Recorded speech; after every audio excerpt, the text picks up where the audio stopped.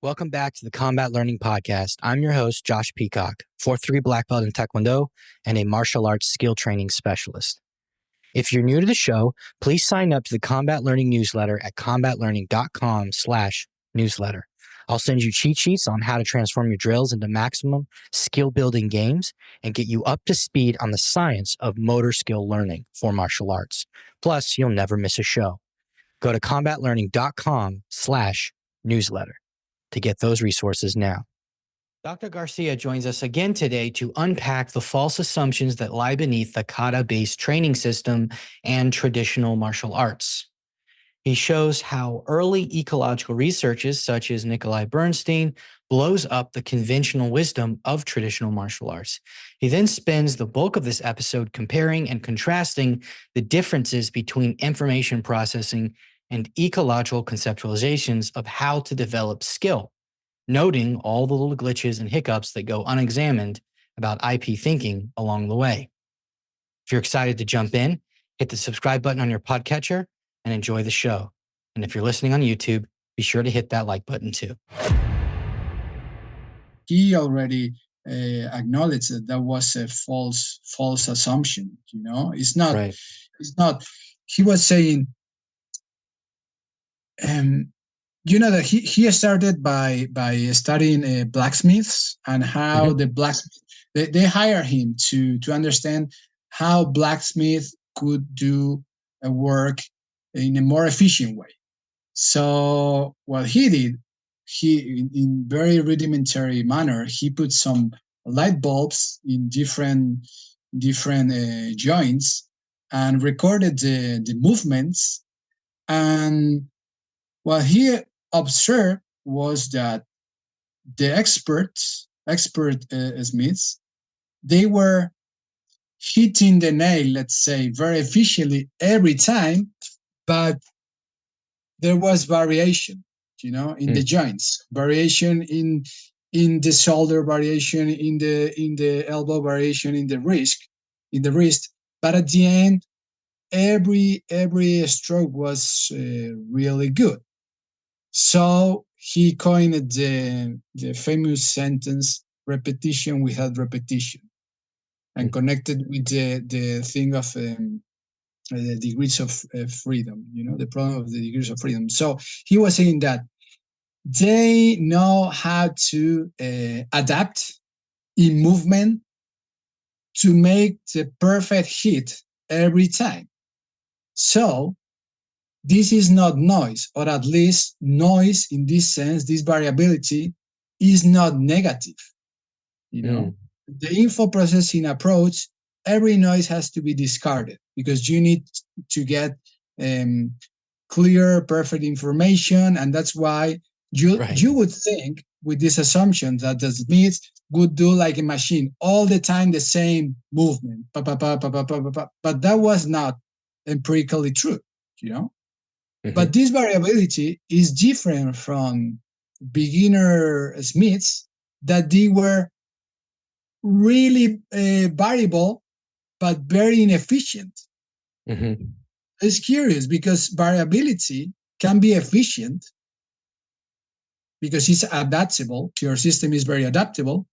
Yep. Or can be inefficient if you're a beginner, right? So what he said is, okay, they're not doing the same movement every time. They performing the same action. And here's key, Action is not the same as movement. Action is a movement with a goal, a movement with the intention to fulfill some functional requirements. In this case, to hit a nail. This is the action.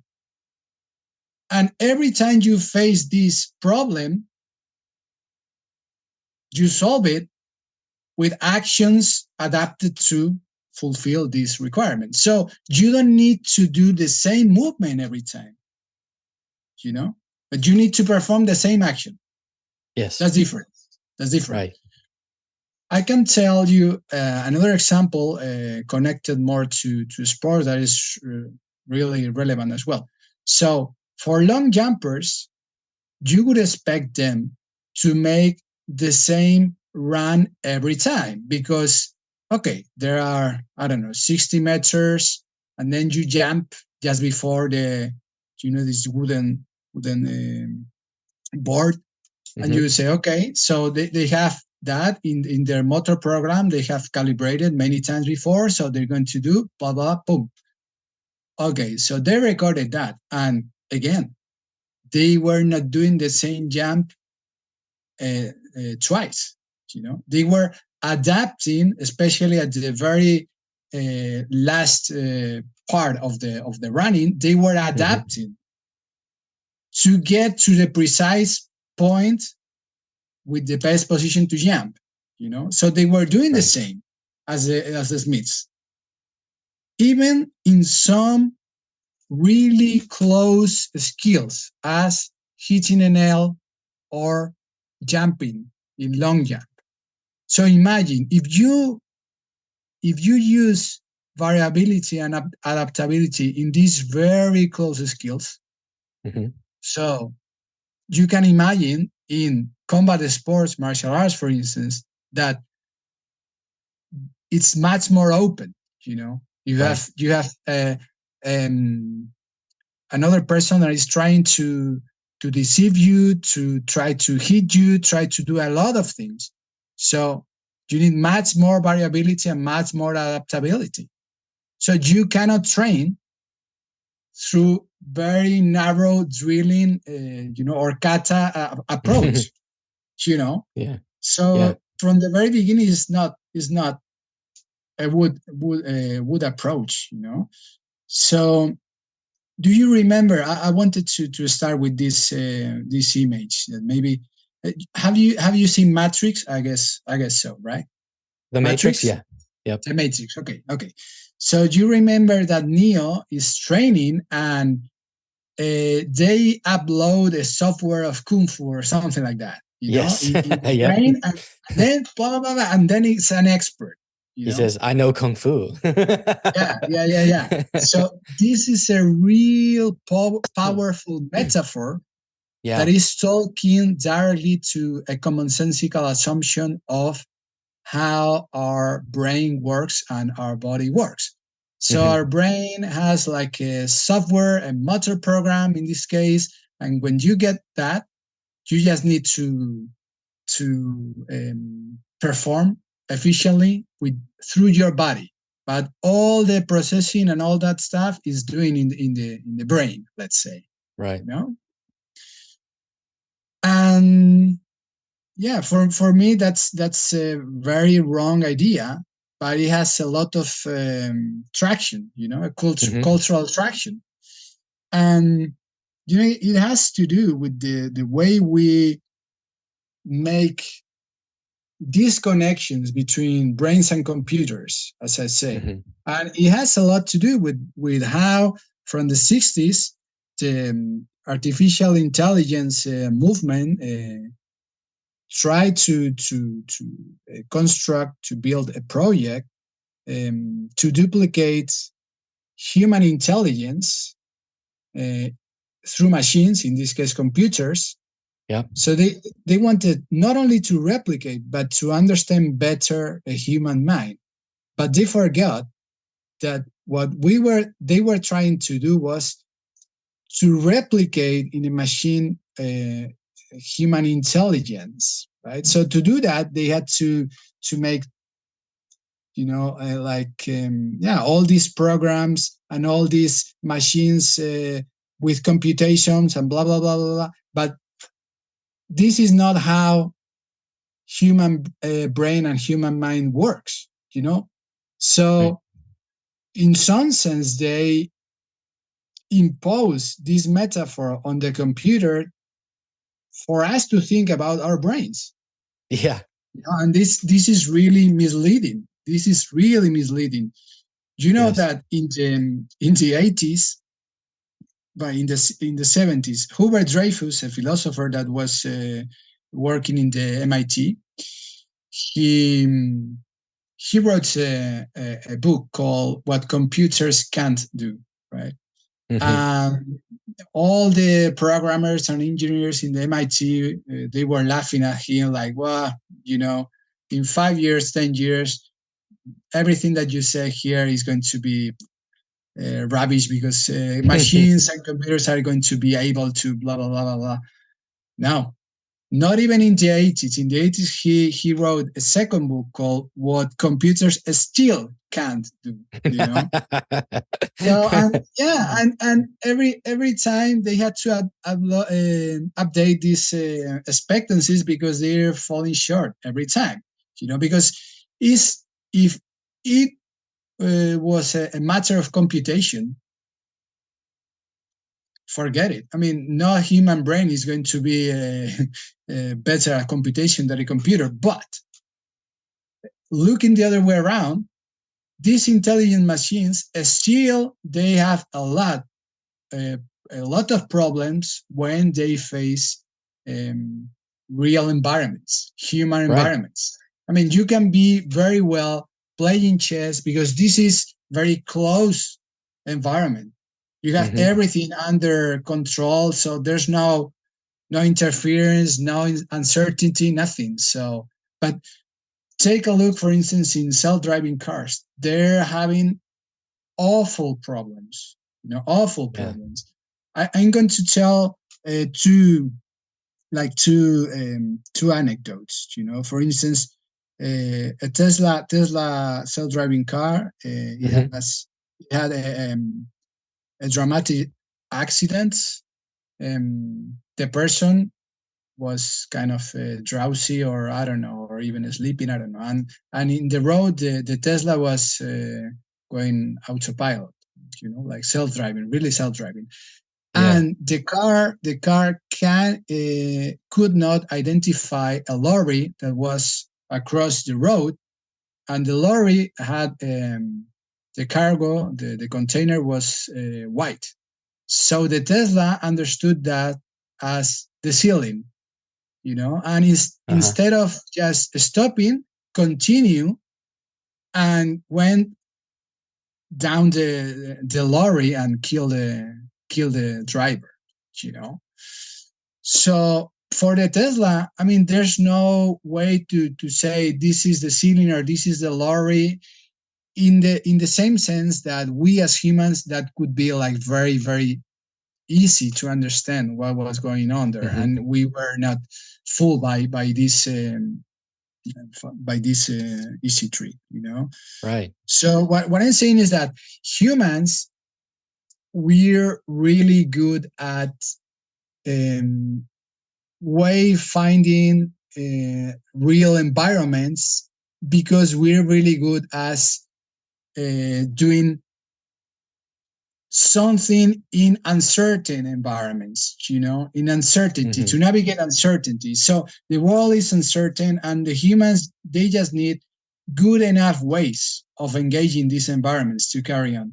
So the computer gets blocked by such uncertain environments.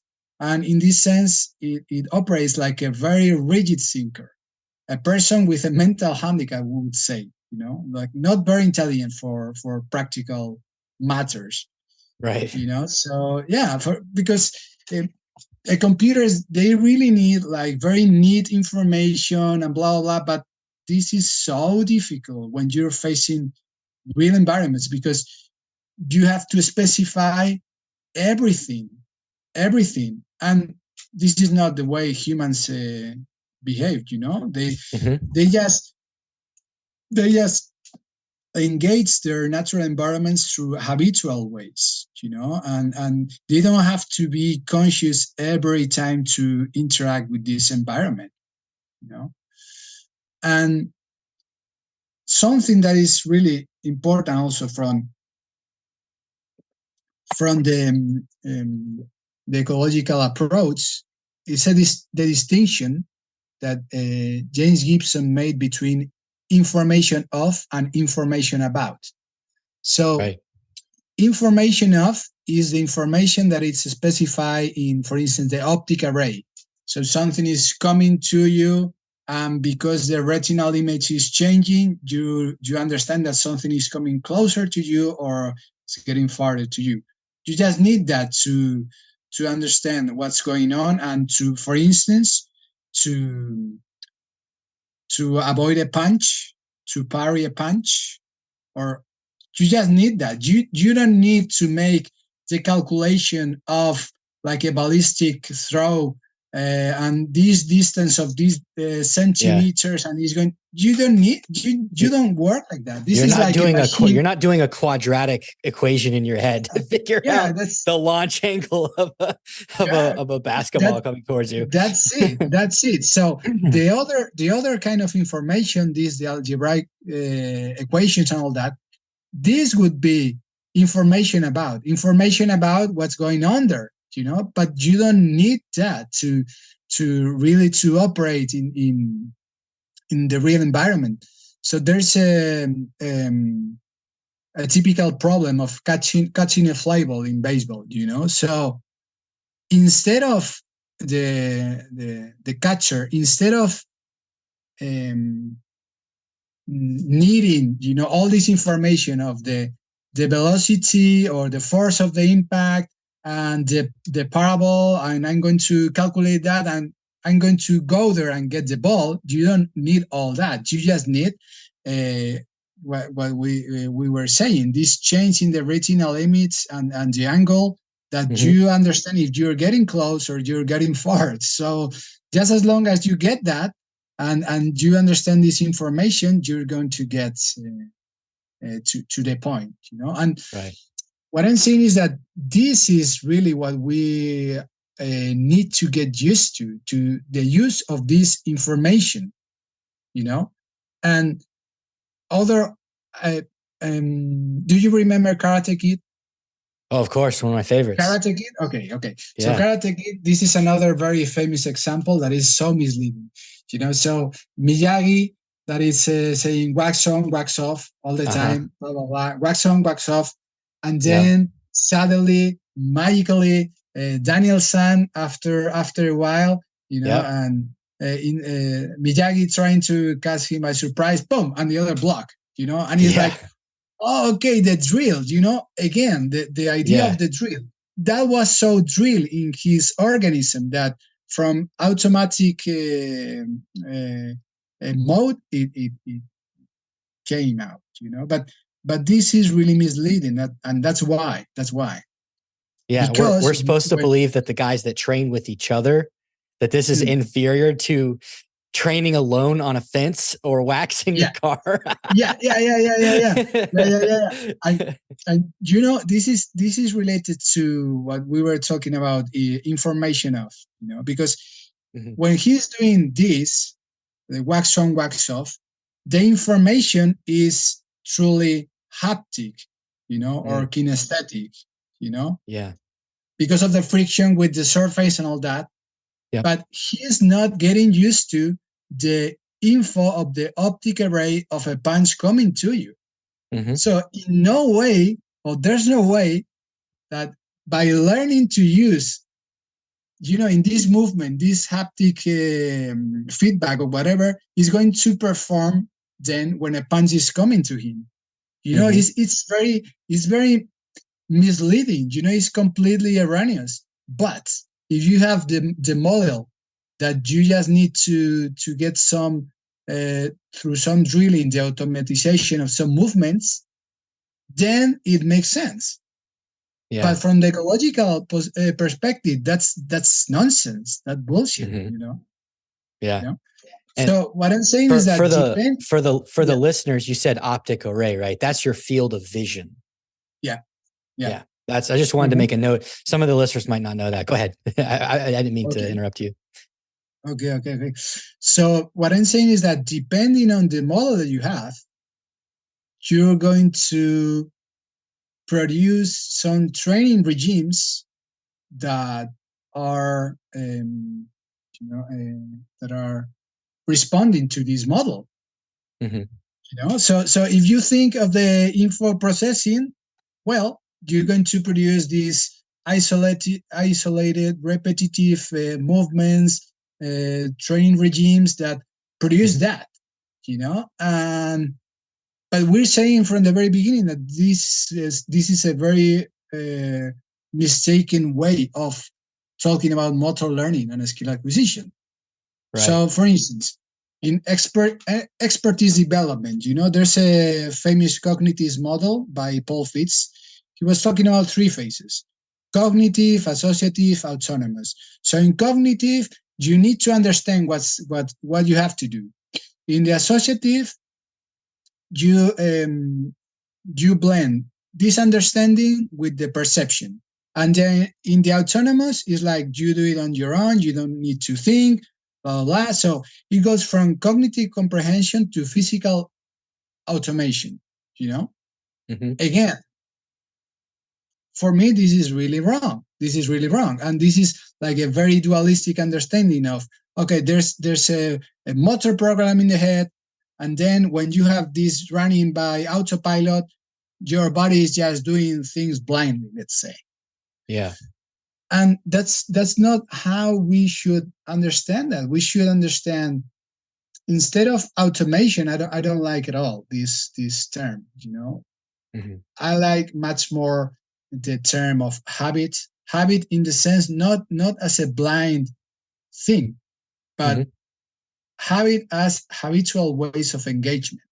And these Yeah. habitual ways of engagement, they have openness, they can be adaptable. John Dewey was talking about habits a long time ago, saying that this is not like a reflex, this is really adaptable, this is really with the possibility of creativity. And again, this is referred to what we're talking about before on uncertain environments. You need certain capacity to adapt to these ever changing conditions in the situations. You know, unless you have that, you're like a computer, like a very rigid thinker that Mm-hmm. something changes, you get blocked. You know, and Yeah. and that's why humans are so good at it, because we just need, yeah, habitual ways. And these habitual ways, they have this loose, this looseness that you can adapt to Mm-hmm. novelty. But you need to, again, you need to train again in fashions that foster this, even though these habitual ways, that they can be responsive and reactive. So for instance, in the expertise development approach in ecological dynamics, they would say, okay, beginners, they explore to learn. So you need to give them an environment that is rich in information of, just for them to to understand, but in embodied fashion, not just a cognitive detached fashion, to Right. learn what the activity is about. So then they say intermediates, they learn how to explore. So they just not exploring. No, they learn, or they know where to look at it, or how to do that thing. And experts, they explore very, very efficiently. you Mm-hmm. know so again,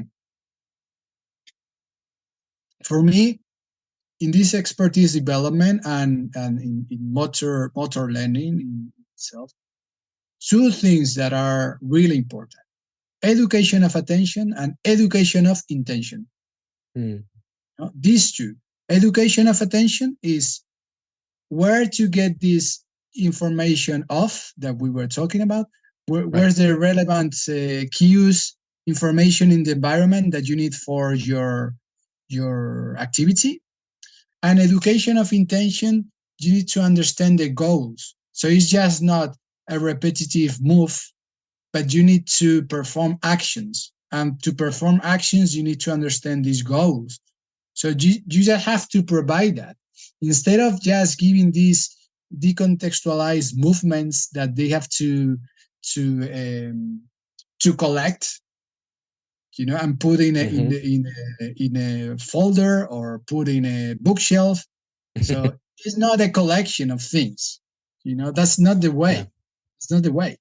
This can be, an infinite number. Let's say it's just, in fact, kata and all these movements. These are just collections, historical collections of different people at different times that they got these solutions, and then we're just picking all them, and they say, okay, this is now the curriculum. But it can be infinite in this sense. Yeah.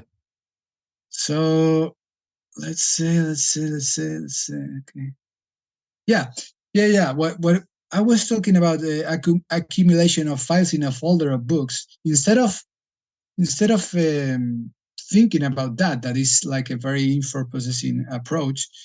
We should think of developing the skill as a wayfinding across a task space. In this case, the combat task space. Let me use an analogy to swimming. So, for instance, people normally they understand that somebody knows how to swim if they can perform crawl, backstroke, breaststroke, and butterfly. Okay, but no, these are just specifications of a more general swimming, let's say, skill or capacity. So if you have um, a general good swimming capacity, then you can specify these things. But it's not the other way around. Right. Yeah. So in this sense, it happens the same, and this maybe is for security reasons that many times you see little kids, instead of fostering their natural engagement with water and flotation and going under and all that thing, many times they start really early to put all these drills and go this way with doing only the feet or only the hand or blah blah blah blah, and they're interfering with their normal approach or their normal engagement with the environment. In this case, Right. swimming. So what I'm saying is that in combat sports, maybe it's the same. I mean, maybe we start really early to cut into pieces, and to put techniques and all that, instead of giving them what I understand that you say, like games, adapted games, to foster these wrestling skills or striking skills, or so yeah. I mean, in this sense, is really similar to any sport, because Right. instead of fostering these general um, attributes or general capacities for combat, we very early on try to cut into pieces and then try to feed little by little these pieces. So we're destroying, the base in this sense. We're putting the brakes on their development through that. Thanks so much for listening to the Combat Learning Podcast. If you enjoyed this episode, remember to leave us a review on Apple Podcasts or Google Podcasts or your podcatcher of choice. It really helps us out. Finally, this episode, including the intro music, is produced by Micah Peacock. Thanks in advance, and I'll see you on the next episode.